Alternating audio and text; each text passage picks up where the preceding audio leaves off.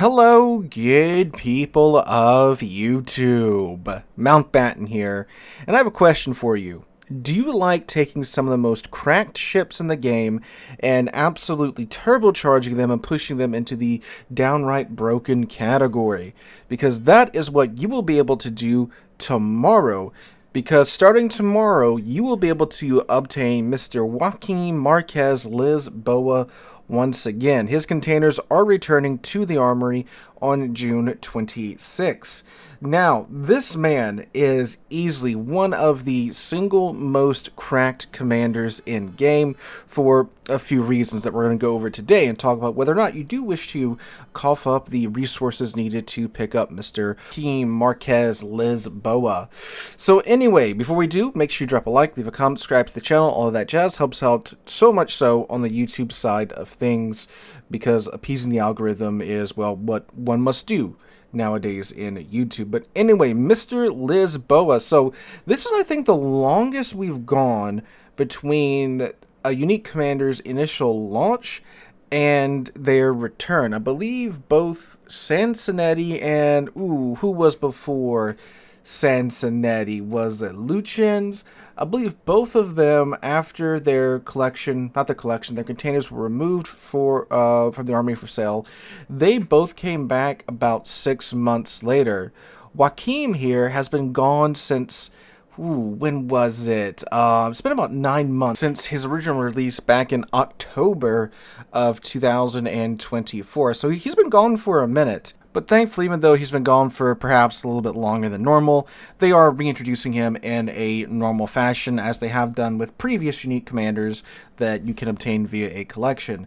So starting tomorrow, you will be able to purchase the Battle of Paso de Patria containers, which cost 2,000 coal each.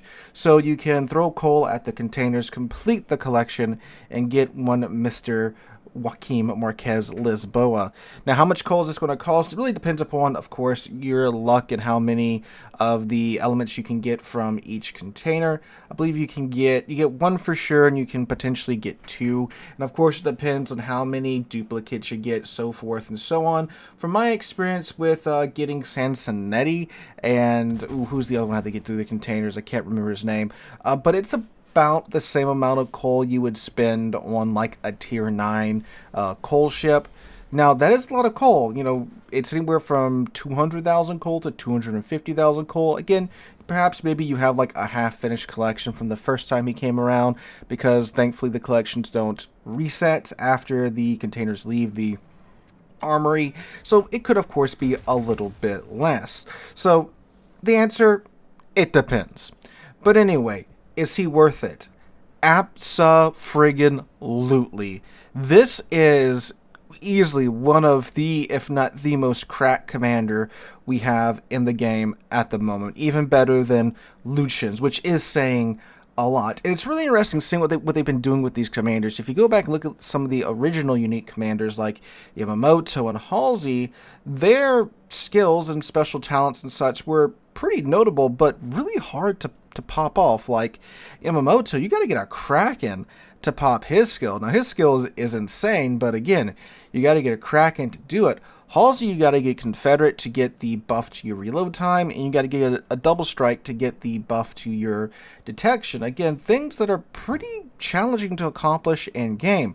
But as time has gone on, these commanders have gotten easier and easier to make use of. Like, you just got to get 100 secondary hits, and you get that nice 15% buff to your secondary reload time. 130 main battery gun hits, 10% buff to your main battery reload time. And then, like, we have Kuznetsov. You know, you just got to get below 10% HP, get a free damage cut and free heal. You know, there are some others in there that still have some pretty challenging things. You know, you get First Blood, you get another set of consumables with Cunningham, you know, a couple of more, again, still kind of challenging in there, but not Joaquim.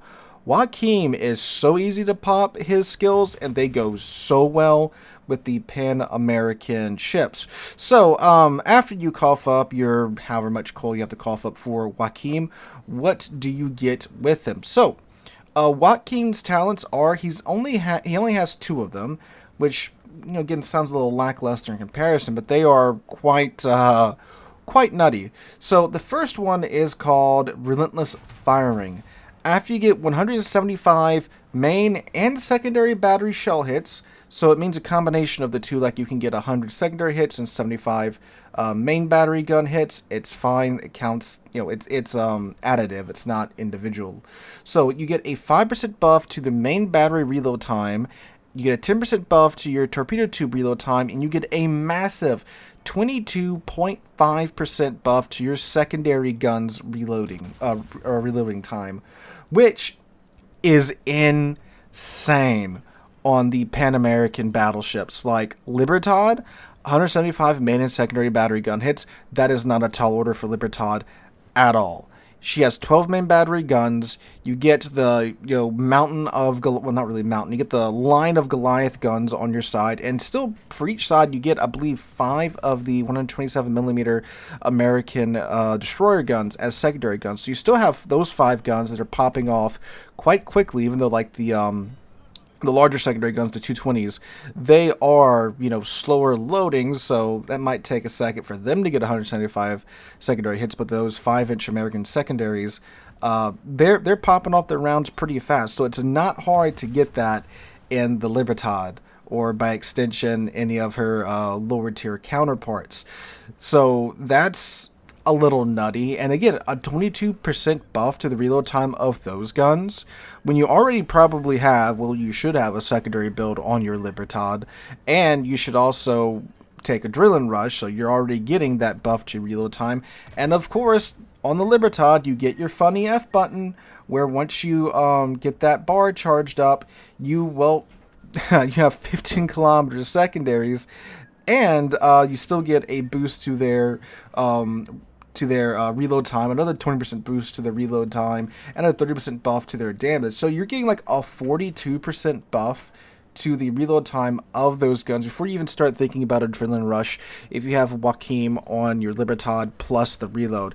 And then, of course, you have the Valparaiso, which is just insane and should be one of the matches you're watching in the background right now, because you can just do stupid things with the Valparaiso if you have Joaquim on him, and I'm talking about more stupid things on top of the already stupid things that the Valparaiso can do, because it's the Valparaiso. So yeah, that's his first talent, and oddly enough, it's probably, it's a good one, but it's probably not the best one for overall taking into consideration the rest of this the Pan American nation, and that is his second talent, which is known as Master and Commander. Great movie, by the way.